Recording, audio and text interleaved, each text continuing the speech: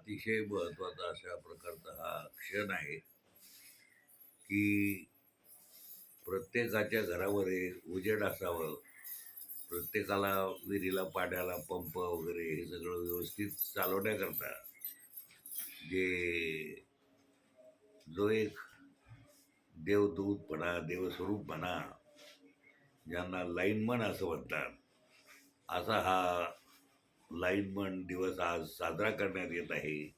या प्रसंगी खरं म्हणजे हा दिवाळीचाच क्षण म्हणायला हरकत नाही. दिवाळीसारखाच हा क्षण आहे आणि आपल्यावर ते खरं म्हणजे किती रात्रंदिवस झटून आपल्याला प्रकाश देतात.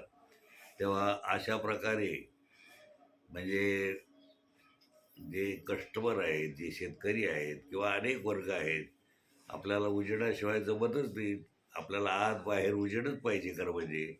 तर असा उजेड प्रदान करणारे, लाईन गेली तर रात्री अपरात्री येऊन ती व्यवस्थित सुरळीत करणारे, असा हा जो एक वर्ग आहे, असं एक जे ऑफिस आहे, कार्यालय आहे, हे अहोरात्र मेहनत घेतात. तेव्हा आपलंही काही कर्तव्य आहे. निदान आपलं ते बिल तर देणं आपलं कर्तव्य आहे.